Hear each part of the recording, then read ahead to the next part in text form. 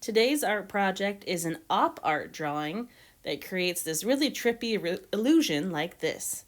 Now you can do it two different ways. You could do it freehand, or you can use a ruler and make it super precise.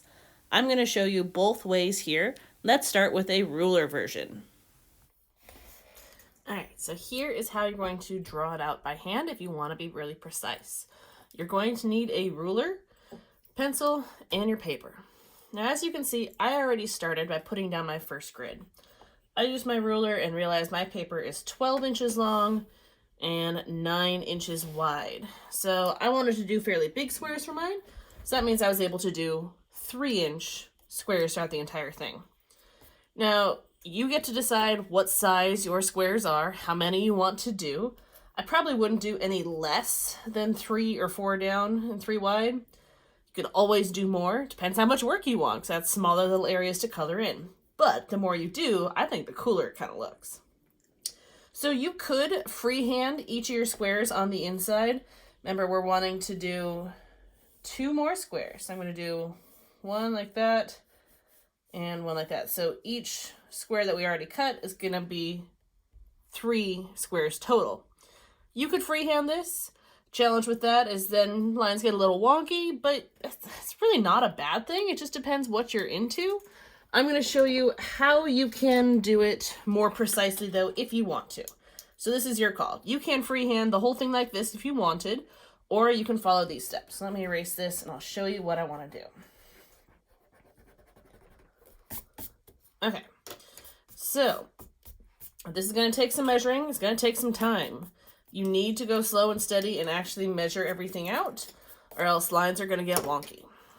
So I knew I wanted to split each section. First off, make sure you line up not the edge of your ruler, but where is the 0 with the edge of your page. Mine is in just a little bit, so I'm lining that up.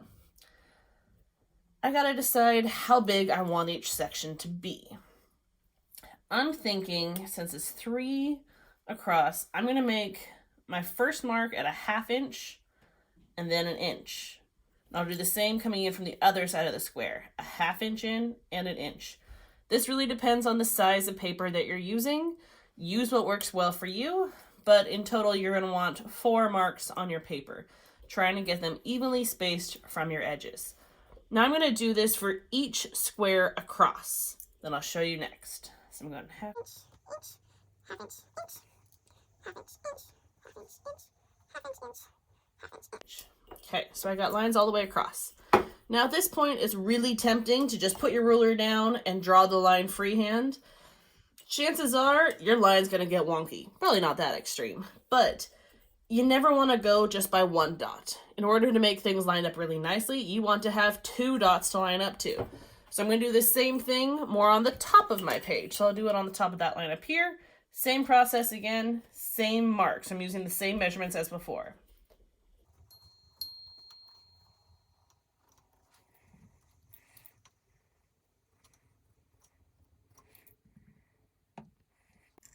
All right, so now that I have 2 lines, or 2 marks, I can use my ruler and I can line them up. So I line up both dots together. Since you have the 2, you know it's going to be straight. Another good trick, spread your fingers wide, so that way when you're pushing against the ruler, it doesn't move. Now, I want to draw these lines fairly lightly, because you're going to be erasing a lot of them later. I have to draw them a bit darker so you can see. Just make sure this step, draw lightly. Now I'm going to do my lines across the entire page.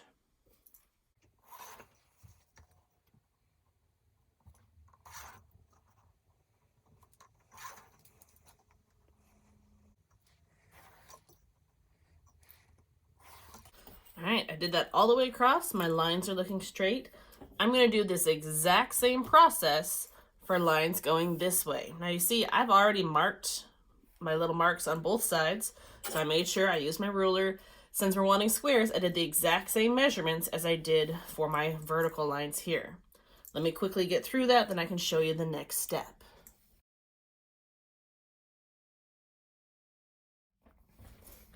All right, so now is the tricky part. Now we got to erase all of our extra lines so we can actually see our design. You might want to really take some time and pay attention to what lines are where to make your life easier. Now I see my center boxes are really easy to see because they're the biggest sections in the entire thing. So I'm going to start by working around those. So I know if this is my center box, I need to erase the lines around it.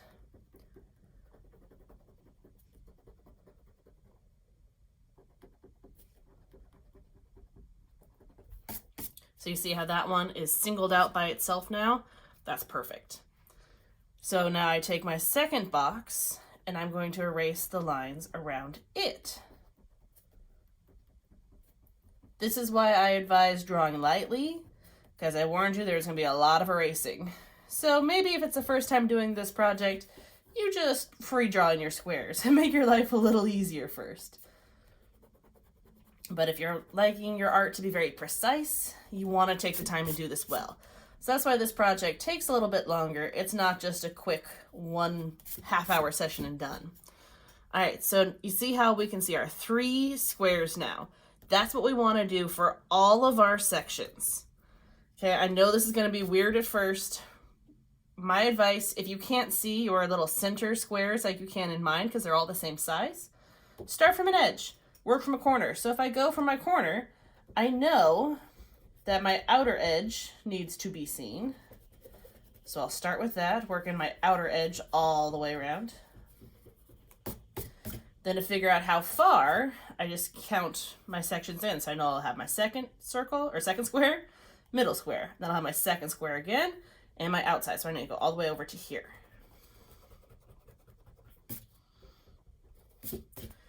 So I got my outer square. Now I can see inside.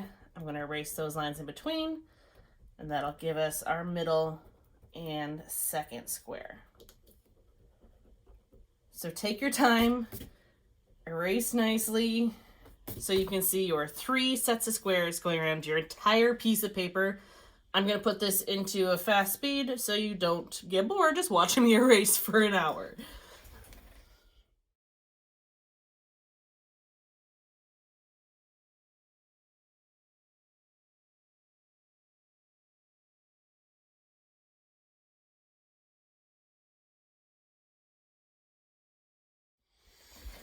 Whew, oh man, that took a while. My eraser even ripped off at one point.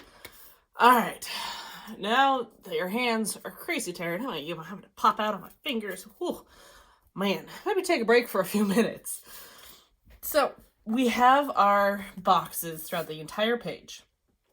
Now, if you erased some of your lines a little bit on accident, as long as you can tell where they're at, you don't need to go back and make them darker. I recommend leaving them light. Okay? We'll be coloring over this later. I would advise marker for that step, so a lot of this can get covered up. You could also use Sharpie, anything big and bold that you have. All right, so one last thing we want to do before we think about coloring is we want to take our pencil and we want to create this random loop-de-loop design, not even loops, this random curl design. We want to make sure our line goes through each of our boxes at least once. It can go more than once, but I recommend at least once. Now, you don't want to do too much. I'd probably recommend no more than 2 times through a box because then it's just going to start getting confusing. And I advise make it random. Don't just zigzag around it.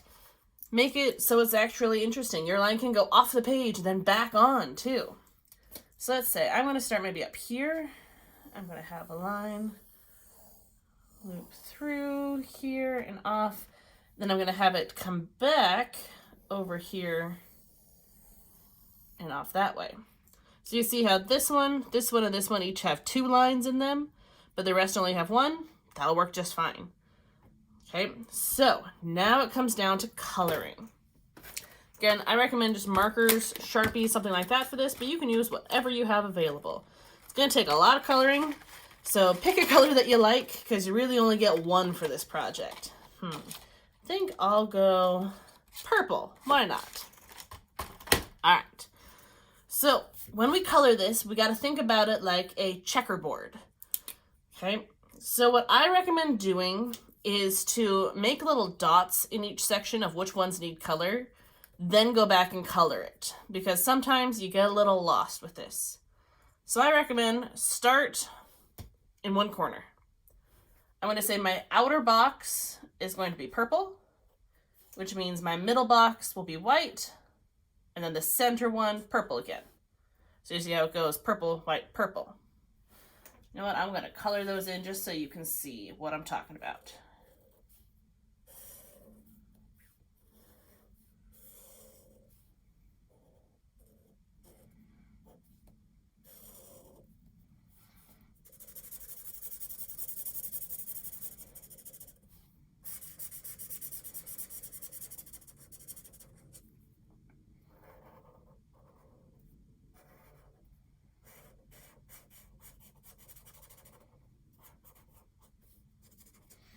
All right, so I recommend taking your time, filling all the white spots. I just wanted to get through this fast. So you see purple, white, purple, I created that checkerboard design.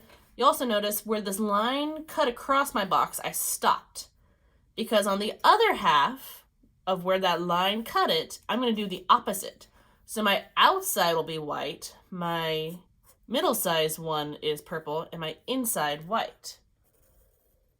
So it'll show up like this.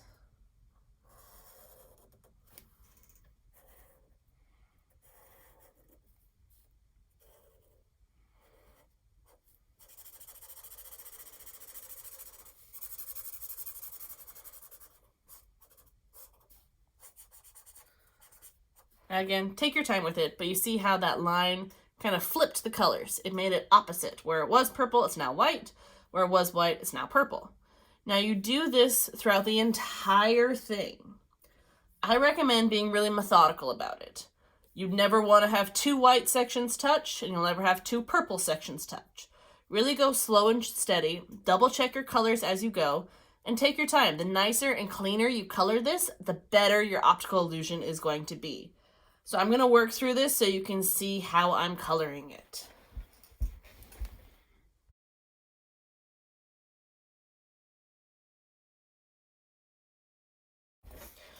All right, so you guys see how that's really starting to work? Every time it crosses the line, it switches colors, creating that really cool optical illusion effect. So I'm going to show you a digital version of this that goes through it really fast so you can see the entire thing start to finish really quickly. That one I freehand sketched my squares just so I could go faster, so you can see that process as well. So this is another really cool op art piece you can do. It takes a bit longer. Op art's all about precision, clean lines, filling in areas completely. My advice would be color the entire thing, let your markers dry, then come back and erase any extra little pencil marks that shows up in the white. I really like going one color and white because that contrast. They're extreme opposites. They're really dark to really light. If you want to go really classic with this, you can go just black and white. Just use whatever materials you have available. I'd love to see what sort of op art you guys come up with today. Send me your pictures when you're all done.